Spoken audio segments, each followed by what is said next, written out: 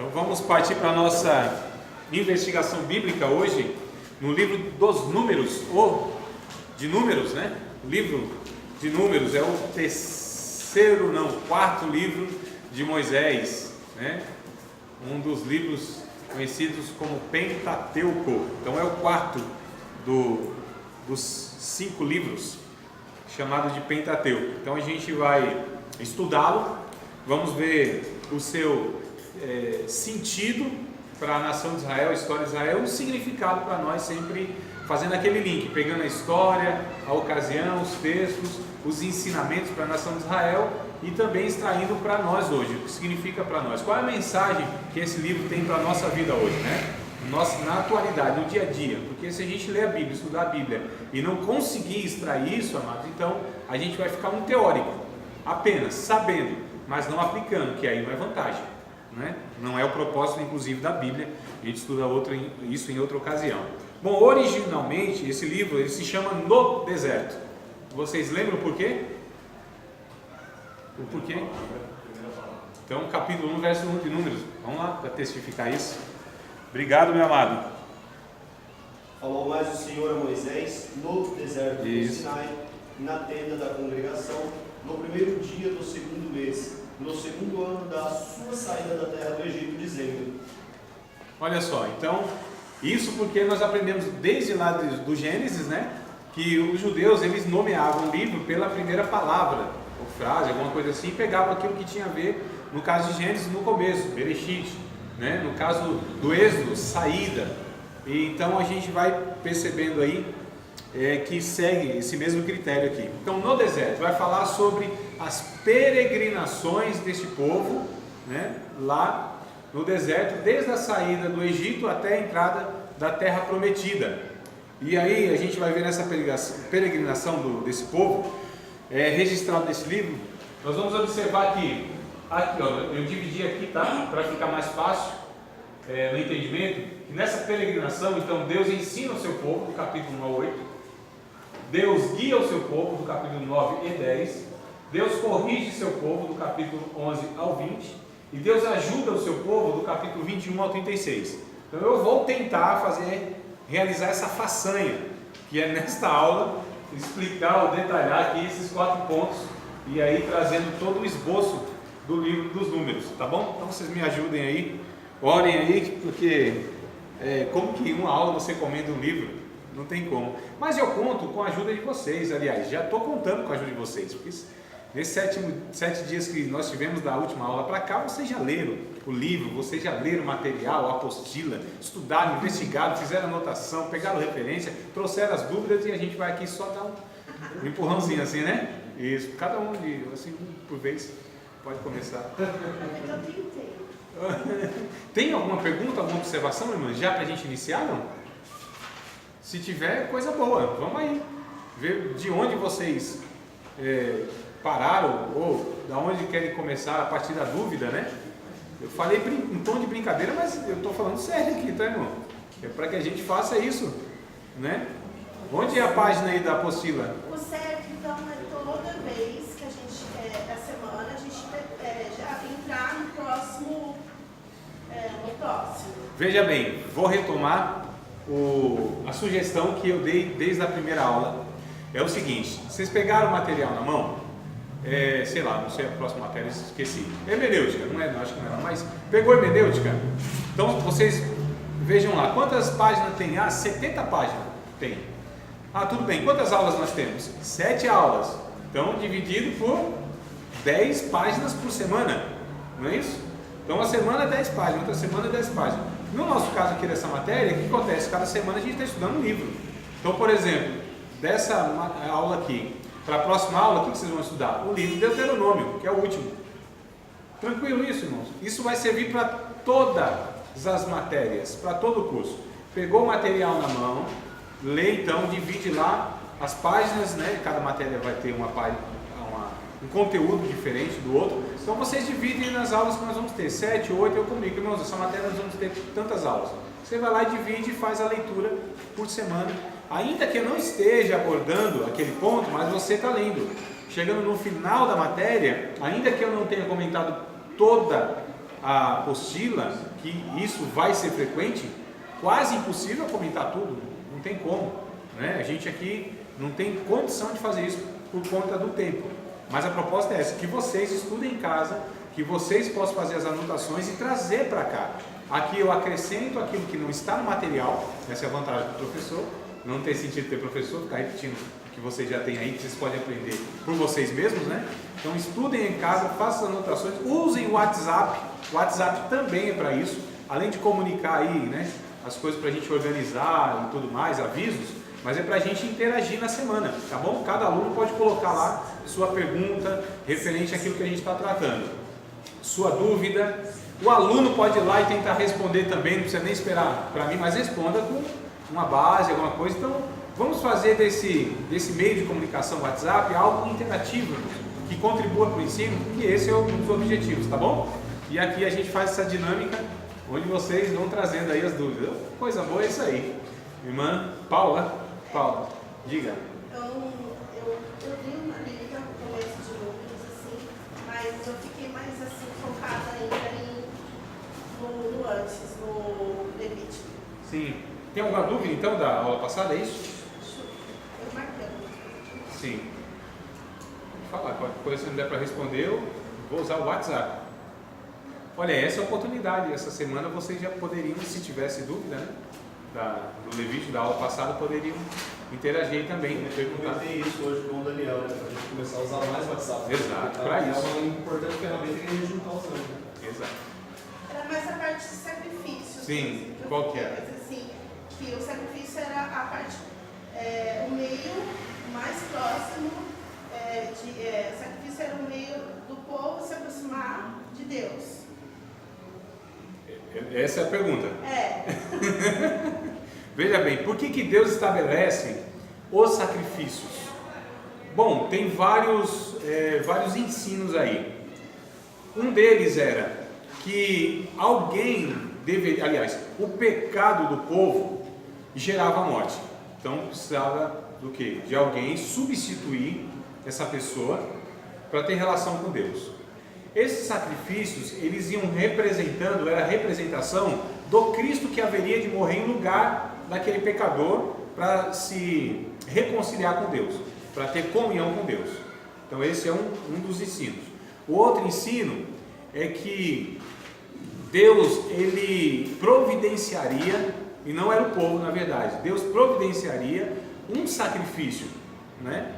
Que não seria obra da mão de ninguém, ou seja, não seria oferta da mão de ninguém, que era o próprio Deus que entregaria o seu próprio filho. E quando João Batista viu Jesus, disse aqui: eis aqui o Cordeiro de Deus que tira o pecado do mundo. E aí no próprio ato sacrificial, o pecador, ele ia tendo essas noções, né, de que o seu ato pecaminoso gerava morte. Ele via a agonia do animal que estava morrendo e que não tinha culpa nenhuma, ou seja, que o que ele fez atingiu outra pessoa, que foi o próprio Cristo, ofendeu o próprio Deus, não é? Ele teria que se humilhar, ou seja, se encurvar. Geralmente o animal era pequeno. Então havia várias pedagogias, mas nenhum desses sacrifícios pode tirar pecado. O livro de Levítico diz isso. Nenhum dos sacrifícios pode tirar pecado. O Hebreus capítulo 10 vai ratificando isso, né? Falando lá dos sacrifícios de Levítico, dizendo nenhum desses animais pode tirar pecado, sangue de touros, de bode, mas o sacrifício oferecido uma única vez pelo Cristo, esse tirou o pecado de todos os povos, de uma vez por todas. Obrigado, Mara. Apesar que não tinha acabado não outro, mas tá bom. Não, mas é que ajudou. Ah, tá bom. Então, mais ou menos, amada, esse é o ponto central da questão dos sacrifícios, né? Esse é o ponto central. O que a gente precisa entender é que tudo isso, lembra que eu falei que era figurinha, era Deus através de figuras ensinando na infância de Israel ou da humanidade a respeito de verdades que o Novo Testamento traria. Então esse sacrifício da antiguidade estava preparando Israel, né, na história, para receber o sacrifício feito uma vez pelo Cordeiro Imaculado de Deus, pelo próprio Filho de Deus, por alguém que ia substituir essas pessoas. Então esse é o ensinamento, e que não era mérito de ninguém. Eu ofereci o meu sacrifício, Deus se agradou do meu sacrifício e agora está tudo certo. Não estava tudo certo. Ali era um paliativo, lembra desse termo que eu usei? Quem lembra? E quem lembra o seu significado? Ninguém anotou? Então anota, acho que vale a pena. O que é um paliativo? Paliativo é algo que tem efeito momentâneo. Eu acho que eu dei o exemplo da dor de dente. Lembram? Que quando a gente está com dor de dente, não foi esse exemplo que eu dei para vocês? Não? Não? Pois, então é o seguinte, quando a gente está com dor de dente, eu estava com dor de dente, quem nunca teve uma dor de dente, tipo meia-noite, quando não tinha nada aberto, né? Aquela dor aguda, aquele negócio assim, que na alma, irmão, vai na alma, está inflamado, o canal mal feito, o dente inflamado, e aquela dor aguda, onde você vê o arcanjo Miguel olhando para você face a face, negócio terrível, meia-noite, fala, não, espera, porque 9 horas está abrindo o dentista, você vai lá e ele vai fazer alguma coisa. Você fala, não é possível, 9 horas com essa dor aqui, eu vou morrer no meio do caminho. Aí o que você fazia? Ia na farmácia 24 horas, pegava um remedinho chamado xilocaína, né? Um anestésico, que colocado, ele dava aquele alívio, passava o efeito, que era muito rápido, e aí vinha de novo a dor. No desespero, você pegava, que estava sem dinheiro, pegava chamado 1 minuto. Quem lembra desse remédio? 1 minuto. Um negocinho assim, ó, parecendo um álcool. Você colocava, queimava, anestesiava, daqui a pouco de novo. Se usasse aquilo muitas vezes, despelava a gengiva. No desespero, você pegava o próprio álcool, colocava. E quem está se identificando? Não é? Já passou, quem passou sabe. Então isso é paliativo. Algo que não resolvia. Por quê? Porque estava inflamado. Enquanto a inflamação não fosse sanada, aquela dor não ia passar. E nem poderia fazer nada, porque vai arrancar um dente inflamado. Você morre de dor, não pega anestesia nem nada. Isso é paliativo, aquilo tem efeito momentâneo. Não resolvia problema nenhum, aliviava momentaneamente a situação. Mas precisaria do quê? De tratar aquilo lá, né? Então esses sacrifícios, momentaneamente, de uma forma paliativa, resolvia circunstancial a situação da pessoa diante de Deus. Mas a pessoa sempre na pendência, sempre precisando oferecer esses sacrifícios. Agora, quando Jesus foi oferecido como sacrifício único e suficiente, então a partir desse reconhecimento, a partir de eu reconhecer esse sacrifício em meu lugar, que a gente chama de sacrifício vicário, que é substitutivo, então não precisa mais nenhum, irmãos, sacrifício. Já foi resolvido de uma vez por todas a minha condição diante de Deus. Então hoje nós que fomos alcançados por esse sacrifício na cruz do Calvário, não precisa mais nada, nenhuma ação, e nada que possamos fazer vai acrescentar nada àquilo que já foi feito na cruz do Calvário. Que infelizmente é uma ideia errada que está na cabeça de alguns irmãos, que assim, nossa, pequei contra Deus, e agora o que eu preciso fazer? Não precisa fazer nada, já foi feito. Diante de Deus está tudo resolvido.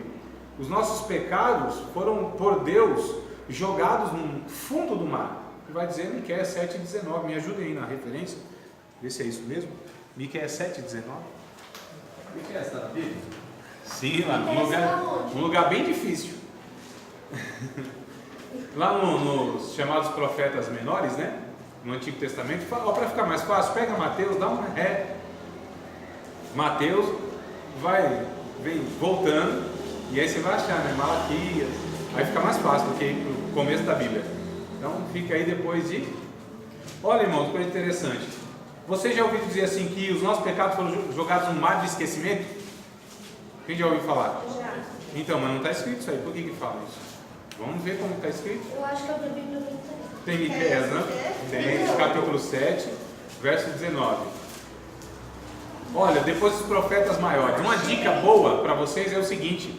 Pega os profetas, né? Os maiores, que começa com o Isaías, depois vem Jeremias, depois vem qual? Não lembro? Oh, meu pai, é Daniel, né? Daniel, Isaías, como que é, amados? Ninguém lembra? Jesus eterno. Bibliologia, nós vamos ter uma matéria que nós vamos estudar, não só essa sequência, mas para a gente memorizar tudo isso, tá? de Gênesis a Apocalipse. Nossa. Nós vamos memorizar esses 66 livros em nome do Senhor Jesus, com a ajuda do Espírito Santo. A sequência, você disse? Sim, claro, não é difícil. Eu só sei do novo. Não, então De cor, só do novo. porque a prática nossa está pouca de leitura bíblica, né? 7:19, amados. Vamos lá, ajuda aí o varão. A irmã foi constituída por Deus na criação de ajudadora do varão. Então isso. Quem achou, amado? 7:19, pode ler, servo de Deus. De novo terás compaixão de nós, pisarás nossas maldades e atirarás todos os nossos pecados nas profundezas do mar. Isso. Atirarás, lançarás, né? Nas profundezas do mar. Não está falando no mar do esquecimento. Isso é um acréscimo que fazem. Como outros vários acréscimos fazem, né? Como disse um dia a irmã, disse assim: como está escrito na Bíblia, água mole em pedra dura, tanto bate até que fura. Eu falei: não, minha amada, tá não.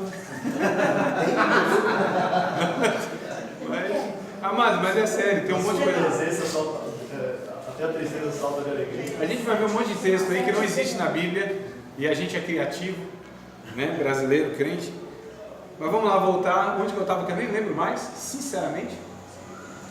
Não, na tentativa de explicar, ajudou, melhorou, esclareceu mesmo, tranquilo, a gente pode ir para frente.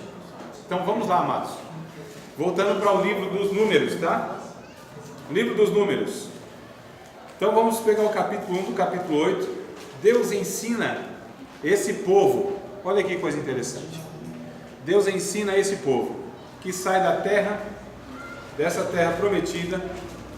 Deus pega e organiza, tenta organizar. Se vocês estiverem com a Bíblia aberta, eu sugiro que estejam no Números, capítulo 1. Vamos lá, amados. A gente está estudando aqui no livro. Bora lá, meu povo. Números, capítulo 1. Todos estão aí? Sim. Livro aberto? A partir do verso 20 do capítulo 1, aqui Moisés, ordenado por Deus, vem ordenando todas as tribos, tá certo? Então, verso 1, a tribo de Ruben, verso 22, a tribo de Simeão, verso 24, a tribo de Gade, verso número 26, a tribo de Judá, verso número 28, a tribo de Issacar, verso de número 30, a tribo de Zebulon, verso de número 7, a tribo de Efraim, verso de número 34, a tribo de Manassés, verso de número 36, a tribo de Benjamim, verso de número 38, a tribo de Dan, verso de número 40, a tribo de Azer, verso número 42 e a 12ª tribo de Naftali. Então essas são as 12 tribos de Israel. No verso 46, o total das tribos aqui deu um número de 603.550 pessoas. Detalhe, aqui só está contando os homens e de 20 anos para cima. Exclui então os homens de 20 anos para baixo, as mulheres, olha só, e idosos também. Aqui só está falando do número do exército, homens que iam sair para a guerra. O cálculo mais ou menos aqui, amados, é de 2 milhões de pessoas no deserto. 2 milhões de pessoas, não é pouco, né? Então a gente percebe o quanto Deus cuidou desses 2 milhões de pessoas durante todo esse tempo. E Deus então ensina esse povo como, do capítulo 1 ao capítulo 8, esse povo como se organizar, como eles devem, na verdade, viver como uma nação. Porque é curioso, amados, todas as nações da terra, primeiro eles têm uma terra, tem um lugar geográfico, né? Eles se organizam como povo, criam as suas leis e ali vivem como uma nação. Geralmente é isso que acontece. A nação de Israel é o contrário, já era uma nação, já tinha lei, só era um movimento MST, movimento sem terra, eles não tinham terra. E é interessante lembrar o seguinte, que eles foram introduzidos na terra chamada Terra de Canaã, depois chamado de Israel e tal, não porque eles mereciam, a Bíblia vai dizer isso, né? Os profetas vão falar isso, porque Israel, eles quiseram se vangloriar, nós merecemos, nós possuímos a terra aqui porque nós merecíamos.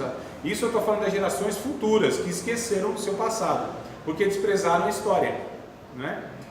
E aí o que acontece? É a mesma coisa, aliás, que acontece hoje. A gente vê cristãos hoje, achando que merece alguma coisa, pegaram tudo pronto, irmãos. Não sabem o que é perseguição, não sabem o que é sofrer pelo Evangelho, não sabem, pegaram tudo pronto. Então chega em qualquer lugar, abre, tem um lugar como esse, um lugar público, professa Jesus em qualquer canto, né, do nosso país, faz um culto ar livre e tal, vai nas penitenciárias, escolas e tantos outros lugares, prega o Evangelho. Mas não sabe que no começo do século passado, inclusive, muitos irmãos foram perseguidos, mortos inclusive, por pregar o Evangelho, né, na nossa nação aqui. Então é o que aconteceu com eles aqui. Esqueceram do passado e acharam que mereciam tudo aquilo, que eram melhores do que os outros povos. E aí os profetas vêm denunciando, dizendo não. Na verdade, foi cheio a medida do pecado desse povo que estava aqui. Eles foram expulsos. Vocês foram introduzidos, mas não porque mereciam, é porque esses que estavam aqui contaminaram a terra, de tal forma que Deus expulsou eles. Ficou vazio, então vai você, Israel. Mais ou menos assim. E aí Deus foi dando as ordens aqui para organizar. Então Deus foi ensinando esse povo a como ser uma nação, a como se organizar como uma nação. Amados, o que eu acho interessante é o seguinte, é que Deus é um Deus ordeiro. Imagine só, um reino onde tem ordem em tudo que se faz, ao contrário de nós pentecostais.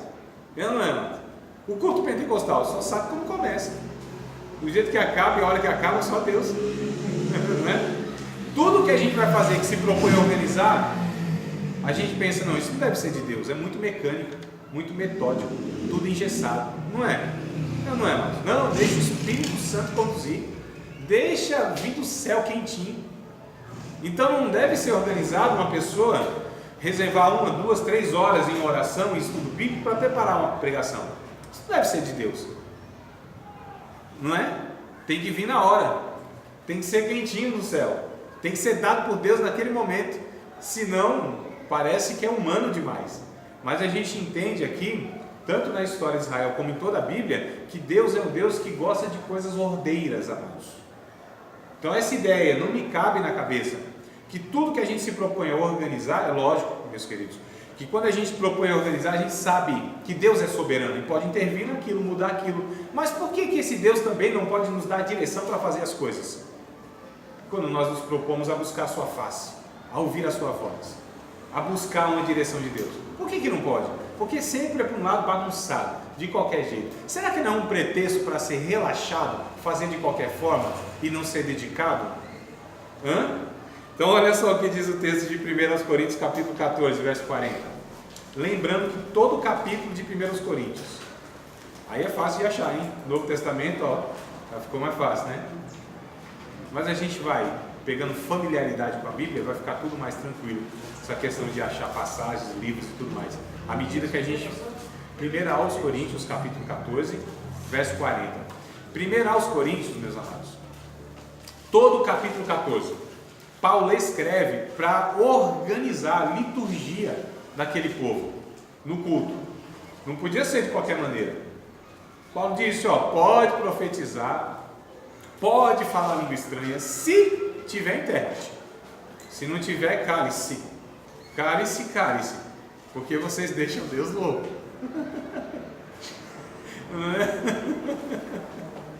Não é possível. Mas depois a gente trata isso aí em outra ocasião. Pode profetizar, pode falar língua estranha, pode, mas tudo, diz o texto do verso 40. Como que diz? Faça-se tudo. 14. Versículo 40. 40. Essência e ordem. Capítulo 14, versículo 40. Faça tudo decentemente Com ordem e decência, né? Faça-se tudo. O que Paulo está falando isso? Faça tudo o quê? Se a gente ler para trás, a gente vai ver que é isso que eu estou dizendo aqui, né? De você profetizar, de você falar língua estranha, da oração, do louvor, da música, de tudo isso. Então Paulo está tratando da liturgia. Então Deus está ensinando desde lá de Israel, que Deus é um Deus ordeiro. As tribos se organizavam, 4 tribos ao leste, 4 tribos ao oeste, 4 tribos ao norte e 4 tribos ao sul. Eles se acampavam, tudo ordeiramente. Era lindo isso aí. A gente vê, amados, depois, mais isso um pouco mais para frente, mas já vou adiantar, que Deus ensinava o seu povo, e Deus guiava o seu povo, inclusive através do toque da trombeta. Tinha toque da trombeta para tudo que era ocasião, para sair, para acampar, para se movimentar, para sair para a guerra, para fazer isso, para fazer aquilo. Tá certo? Deus estava ensinando o seu povo. Deus estava instruindo o seu povo a como se organizar como um povo. Eu acho muito lindo uma passagem lá em Reis, que conta a história da rainha de Sabá. Não me lembro agora exatamente, depois eu procuro, tá? O capítulo exato e tal. Mas é aquela passagem onde a rainha de Sabá vai conhecer o Salomão. E aí a fama de Salomão assim, correu por todo mundo, a sabedoria desse homem, né? E aí essa rainha então veio para ver de fato se esse homem era sábio assim. E ela se maravilhou, porque disse, não me contaram nem a metade. Tua sabedoria ultrapassa a tua fama. Então a fama de Salomão, na verdade, era menor daquilo que ele era de fato. Já aproveitando aqui, que eu não posso perder nenhuma oportunidade, né? Hoje em dia parece que é o contrário. A pessoa tem uma fama, quando a gente se aproxima dela não é tudo aquilo. Não é, irmão? Tem um pensamento muito interessante do Rubem Alves, que eu gosto bastante, um educador. Ele diz assim, quão admiráveis são as pessoas que eu conheço pouco. Né? Porque a gente vai conhecendo, vai caminhando, a gente fala, nossa, não é tudo isso. Mas Salomão, sim, a fama dele, na verdade, quando as pessoas conviviam com ele, era muito maior a sabedoria de Salomão. E aí o texto que eu acho interessante é que a rainha de Sabá, ela observou tudo, o reino de Salomão. E o que ela ficou maravilhada, entre outras coisas, é como eles se organizavam, esses servos. Diga. 1 Reis 10:5. 10:5, varão. É esse texto exatamente? Então leia, por favor. Vendo a rainha de Sabá toda a sabedoria de Salomão e a casa que edificara, e a comida da sua mesa, e o assentar de seus servos, e o estar de seus criados, e as vestes deles, e os seus copeiros, e a sua subida pela qual subia à casa do Senhor, não houve mais espírito nela.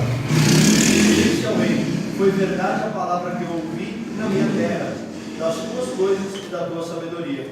Eu não cria naquelas palavras, até que vim e os meus olhos ouviram.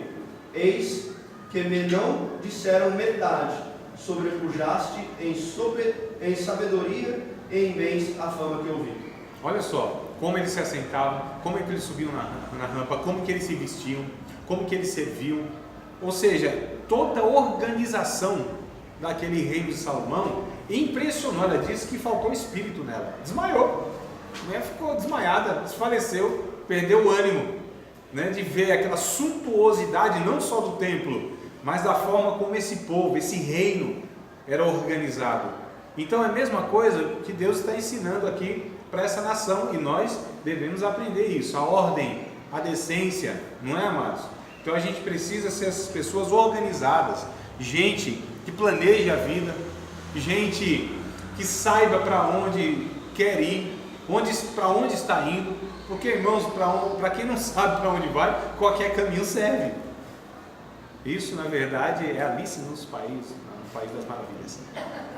Não lembro, o coelhinho falou isso aí tinha uma bifurcação assim, um coelhinho no meio. Disse assim, qual é o caminho que eu devo pegar? Para onde você quer ir? Fala, qualquer um caminho. Eu disse, então, para quem não sabe para onde quer ir, qualquer caminho serve. Né? Então, foco, planejamento, propósito, intencionalidade. Nós vamos estudar isso na igreja, na doutrina da igreja, uma igreja intencional, um povo que tem propósito naquilo que faz. Não é gente fogo de palha, como a gente costuma dizer.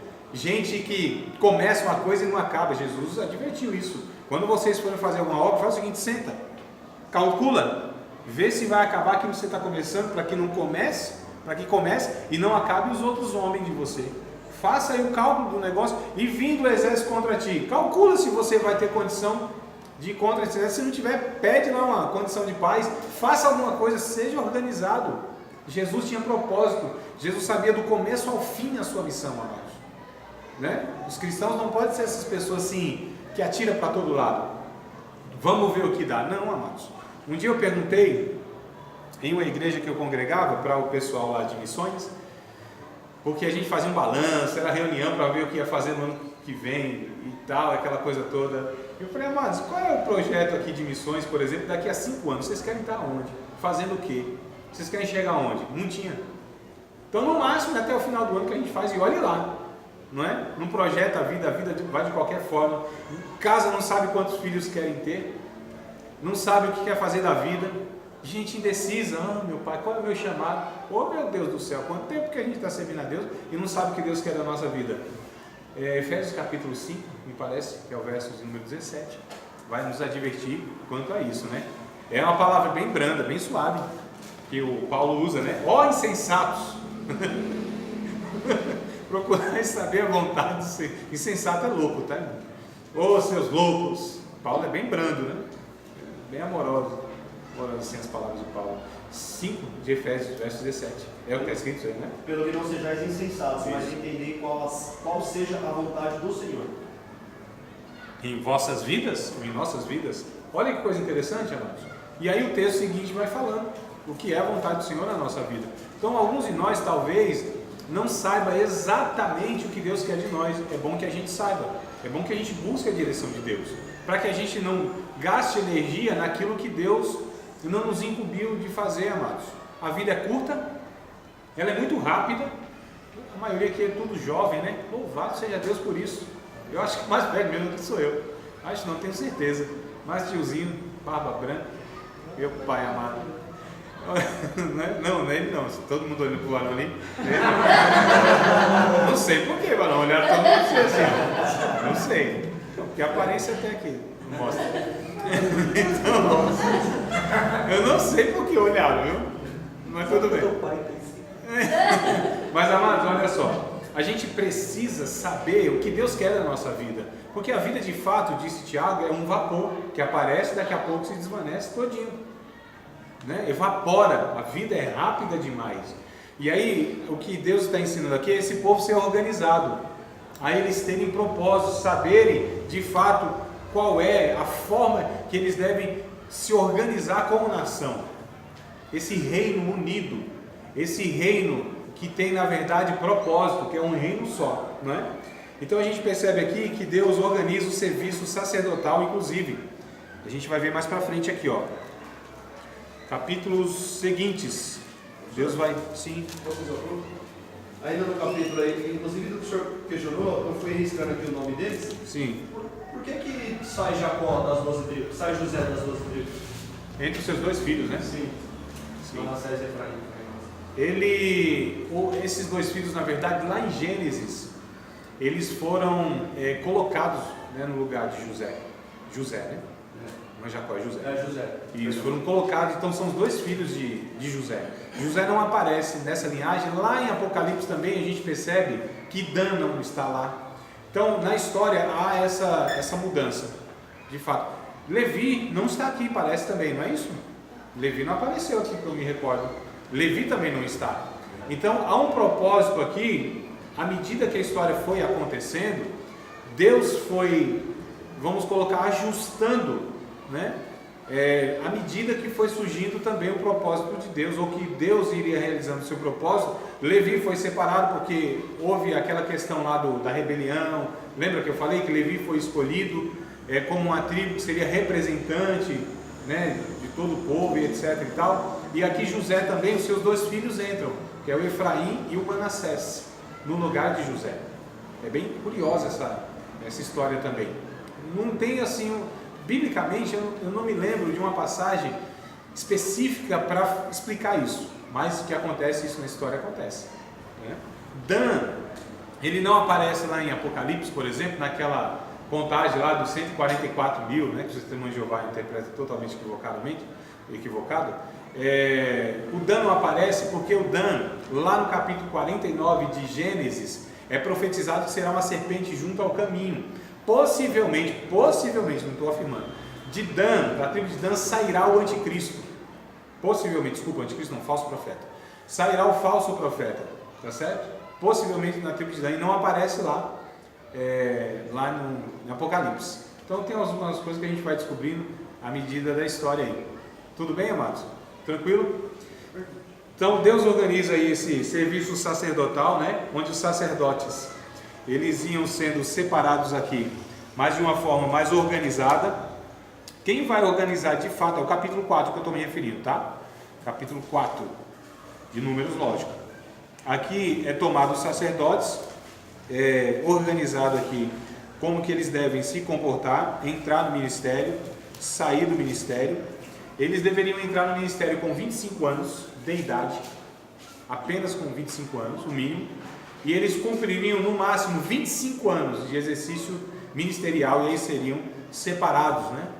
Então 25 anos no máximo é o que eles teriam de tempo sacerdotal, de exercício ministerial, na verdade. E aí eles são organizados aqui. Quem vai organizar em turnos mesmo é o Davi, lá para frente, lá em Crônicas, se não me falha a memória. Ele vai estabelecer 24 turmas de sacerdote, né? Então, cada 15 dias tem uma turma de sacerdote, tá? Então, o ano todo tem essa organização. Olha como Davi faz. Davi organiza essa nação de uma maneira fantástica. Na adoração ele faz isso, ele que estabelece isso, né? Ele organiza o reino da nação de Israel, na questão da adoração, da liturgia, mas é pego desde o princípio aqui, onde Deus já estabelece isso, para organizar todo esse parâmetro. Porque, amados, tem critérios para que as pessoas possam estar exercendo ministerialmente, inclusive, no reino de Deus, os seus ofícios. Não é um negócio assim, de qualquer forma, vai de qualquer jeito. Existem critérios, e critérios bem definidos, bem claros, que o Novo Testamento vem trazendo em 1 Timóteo, capítulo 3, se vocês quiserem abrir para conferir. 1 Timóteo, capítulo 3. Tem lá, quem deseja um episcopado, excelente obra deseja. Então é coisa boa, né? Um menino, um irmão. Capítulo 3 de 1 Timóteo. Eu não vou ler na íntegra, só para dar referência para vocês anotem, lê em casa aí depois, tá? Na íntegra, acho que até o verso 16. Então olha só, amados. Tem gente que deseja o ministério, não é? Deseja, tem um desejo assim, eu queria tanto ser um obreiro e tal. Coisa boa, o desejo é muito bom. A Bíblia diz que quem deseja o episcopado, que é o ofício do obreiro, excelente obra deseja. Porém, está escrito, né? Convém, entretanto, portanto, e aí segue uma exigência. Quem não se enquadra naquilo, pode ter o desejo, mas não está apto para exercer o ministério. E o negócio não é fácil. Se não for chamado, aliás, chamado por Deus, o negócio não é fácil. E se não for chamado por Deus? Se não for vocacionado por Deus? Se não for chamado por Deus, mas for um intrometido? Tem gente intrometida, né? Se intrometeu, nunca foi chamado por Deus. Aí vai ser muito complicado, amados.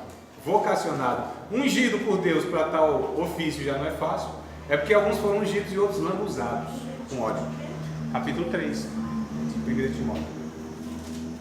Tem uma lista, um critério. O que eu quero dizer é que é o seguinte: a semelhança aqui de Números, lá no Novo Testamento, isso é continuado, amados. Porque na verdade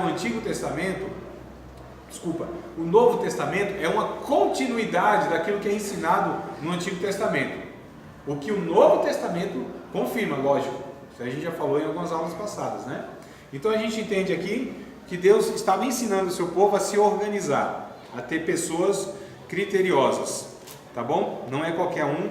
E não é qualquer um porque tem pessoas que são assim fantásticas, ungidas, super crentes. É porque Deus é quem vocaciona. É porque Deus que dá os critérios. E é Deus que chama. Tem duas coisas, amados, preste atenção aqui, vale a anotação isso. Tem duas coisas que Deus não entregou para o homem, não delegou ao homem decidir. Não somos nós que decidimos isso. Duas coisas. É a recompensa, o galardão que as pessoas receberão na eternidade. Não é nós que decidimos.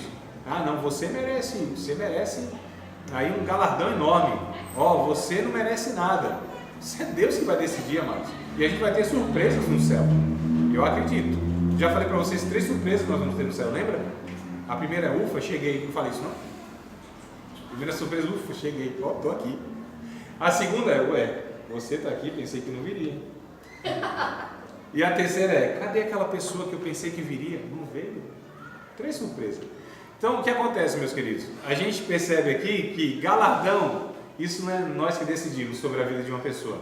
Segunda coisa é ministério, não é nós que decidimos. Ah, essa pessoa vai exercer isso, essa pessoa vai fazer isso, essa pessoa vai ter tal título, essa pessoa não vai ter tal título. É Deus que faz isso. É o Espírito Santo que precisa. A semelhança do capítulo 13 de Atos dos Apóstolos é que precisa ecoar no meio da igreja dizendo: apartai-me, Saulo e Barnabé, para a obra que eu os tenho chamado. Não é nós que decidimos porque vamos com a cara de fulano, porque a gente quer beneficiar cicrano, porque tem um conchavo, um acordo entre pessoas e que tem que... Né? Isso é politicagem, isso é ação humana, isso é o império dos homens. Na nossa convivência comunitária de salvos, não, é o Espírito Santo que tem que dizer: fulano tem um chamado. E a igreja então passa o scanner assim nele ou nela, né? Scannerzinho assim, ó, vai identificando. 1 Coríntios, 1 Timóteo 3, aí vai vendo no scanner: tem isso, atende isso, tem isso, atende isso, é apto, tem esse caráter, é bom pai, bom marido, não cobiçoso, não descontrolado, não sei o que, é isso aqui, chegou no final, atende todas as coisas. Então a igreja confirma no nome do Senhor Jesus e nós aceitamos essa pessoa como uma autoridade sobre as nossas vidas para ministrar sobre nós, nos abençoar, esse irmão mais velho que nós chamamos aí de obreiro. Olha que coisa interessante. Então a gente entende, amados, que Deus estava organizando também o serviço sacerdotal, estava cuidando também do bem-estar do povo. Olha só, os capítulos 3 ao 5, Deus vai organizando aqui a vida, ou bem-estar desse povo, né? Inclusive o verso 5, o capítulo 5, melhor dizendo, capítulo 5, Deus vai dando parâmetros sobre as pessoas leprosas, as pessoas que estavam impuras. Deus estava cuidando não só do bem-estar espiritual, físico, mas moral e familiar. Olha só que interessante, do capítulo 3 ao 5 é mostrado isso. Deus estava cuidando desse povo, né?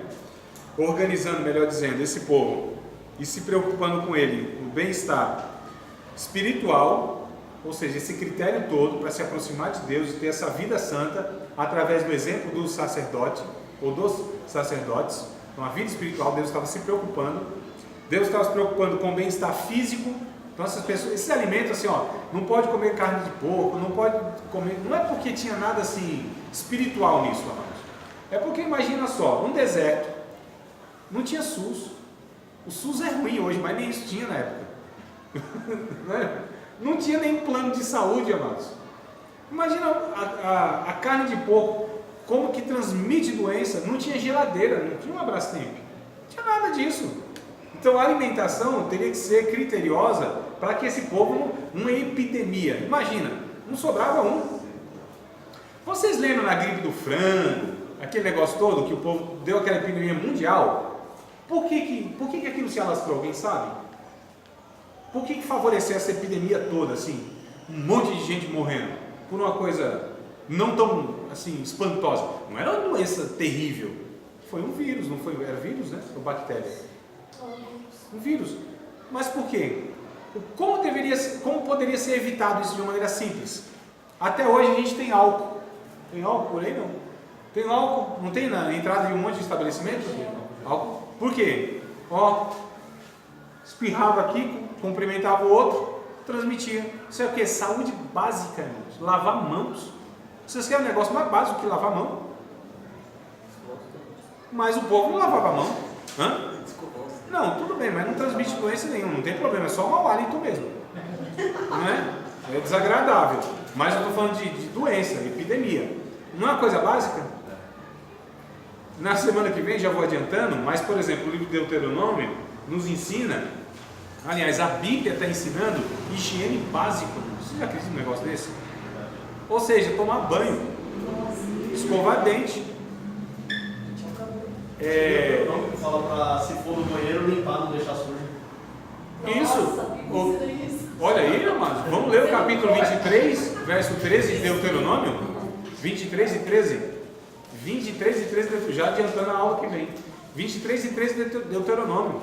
Os soldados de Israel, entre as suas armas, quando saía para a guerra, entre as armas tinha que andar com uma pazinha, para quando fizesse o número 2. É 23, 13. Quando fizesse o número 2, tá certo? Fizesse igual o gato, cobrisse com a terrinha, amados. Isso está escrito? Está ensinado. Meus amados, a Bíblia, olha só, veja bem o que eu vou passar para vocês agora. Nós espiritualizamos tudo, amados, tudo. Pegamos um negócio desse aí, a gente pega uma mensagem, quer colocar um negócio espiritual. Não, não é. A Bíblia é um livro onde ensina o ser humano a viver como ser humano em todos os seus sentidos. Tá certo? Higiene, inclusive. Higiene. Fala, nossa, como que pode um livro que fala da eternidade, do pecado, de Deus, de criação, de anjo, de apocalipse, não sei o que, vai ensinar sobre isso? Ensina. Ensina. Porque Deus é esse Deus ordeiro. Tá certo? É esse Deus que se preocupa com todos os âmbitos da vida do ser humano. Nós não ensinamos isso porque nós somos negligentes nas igrejas. Se está na Bíblia, precisa ser ensinado, não é? Se é válido para nós hoje, precisa ser ensinado. Eu já peguei microfone, amados, se me fez lembrar do negócio. Peguei o microfone assim, eu senti uma unção assim. Eu fui para trás assim, ó, quase que eu fui para trás. Uma unção do hálito do urubu. Nossa. Um negócio assim, eu falei, meu pai, não escova um dente nessa igreja. Não é, amados? Então a gente já sabe mais ou menos onde o povo escova dente ou não. Mas voltando aqui, que isso é uma besteira. O que acontece, meus queridos? A Bíblia está ensinando aqui, ó. Deus estava cuidando a respeito da vida espiritual do povo, físico do povo, moral do povo, né? A questão aqui do capítulo 5, por exemplo, do verso de número 11 em diante, a vida familiar e a vida moral. Está falando aqui de adultério, suspeita de adultério, espírito de ciúme, a família. Deus está se preocupando com isso aqui. Então Deus estava organizando uma nação, cuidando da vida, ou da parte, melhor dizendo, o aspecto espiritual, físico, moral e familiar. Olha que coisa interessante. No livro de Números aqui, Deus está ensinando isso. Esse povo tem que ser um povo que represente Deus. Um povo ordeiro, um povo que tenha virtudes, um povo que seja educado. O povo de Deus precisa ser educado. Não pode ser bruto, ignorante.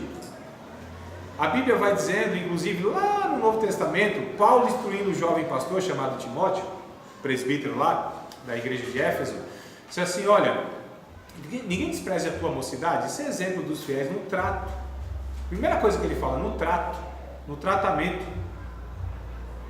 Tiago vai ensinar isso, acho que lá no capítulo 3, se não me falha a memória. Ele vai dizendo, a sabedoria que vem do alto, primeiro é pacífica, se mostra no seu bom trato, na educação.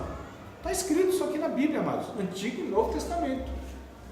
Então a gente entende que Deus continua hoje, né, recomendando isso para a gente, que esse povo que fale que é um povo de Deus, como diz inclusive lá em, acho que é Números é Deuteronômio, vai falar o seguinte, que olhando para esse povo, as nações tinham que falar o seguinte, nunca vimos um povo que tem um Deus tão zeloso e um povo que seja gente entendida, inteligente. Olha que coisa linda, irmãos. Não é? O Antigo Testamento nos ensina isso, a Bíblia nos ensina isso. Nós não podemos ser um povo que chame pelo nome de Deus, fale que a gente representa esse nome, Deus, Jesus, e seja um povo onde as pessoas olhem para nós e não enxerguem essas virtudes aqui. E eu não estou falando de nada aqui super espiritual, porque a Bíblia está tratando da nossa vida enquanto aqui. Vocês sabiam que a Bíblia, de Gênesis a Apocalipse, ela trata muito mais de comportamentos aqui nesta vida do que na futura? Muito mais aqui, amados. Como nós devemos ser como gente aqui, como ser humano aqui. É aqui. Porque aqui é um ensaio. É aqui que a gente vai mostrando o alcance do Evangelho, o efeito do Evangelho nas nossas vidas. Que não é dentro de igreja, que não é em exercício ministerial, é na vida, nas relações onde nós temos em todas as áreas da nossa vida. Em casa, que a Bíblia diz, não é bom marido? Desqualificado para ser pastor. Não é bom pai? Desqualificado para ser pregador. Não é cidadão honesto? Desqualificado para exercer qualquer coisa dentro de qualquer ministério. Ó, não é educado, não vai representar a mensagem de Jesus. Não tem sabedoria. Sabedoria é diferente de inteligência. Tem gente que tem inteligência, mas não tem sabedoria. Tem gente que tem sabedoria, mas não tem intelecto assim, né? Aquela coisa que a gente fala, nossa, um intelectual. Então sabedoria é uma coisa, inteligência é outra. Sabedoria é saber lidar com as situações adversas, resolvê-las naquele momento imediato, de uma forma a honrar a Deus. Isso é sabedoria. Um analfabeto pode ser sábio. É a forma do bem viver, né? A maneira como a gente resolve as coisas. A palavra de sabedoria é isso, por exemplo. Então a gente percebe aqui que Deus está preocupado com a vida e moral e familiar. É um destaque que eu quero dar aqui. A gente vai retomar isso em outras ocasiões, mas é algo que infelizmente a igreja é negligente, não fala de família. Tem algumas igrejas que tem culto de domingo, culto da família. A pergunta é a mensagem, tem a ver o que com família? Criação de filho, conjugalidade, resolver conflitos, submissão mútua. O que fala de família? É só título, só fachada, não tem nada com nada. E os tratamentos que se dão, por exemplo, aos noivos, aos recém-casados, a criação de filhos, a administração do lar. O que se fala disso? Porque a Bíblia dá ênfase a isso. É o tripé, amados, que eu já falei para vocês em outra ocasião, eu acho aqui, né? Do Evangelho, da igreja. Deve ser apoiado no tripé, a semelhança desse trem aí, ó. Uma é ensino bíblico, e aqui inclui, né, também, mas aqui é específico, ensino bíblico, missões e família. Uma igreja dita evangélica que não dá ênfase, prioridade a esses 3 pontos, ela não vai ser saudável, não vai ser relevante e não vai ser bíblica. Ó, meu Deus.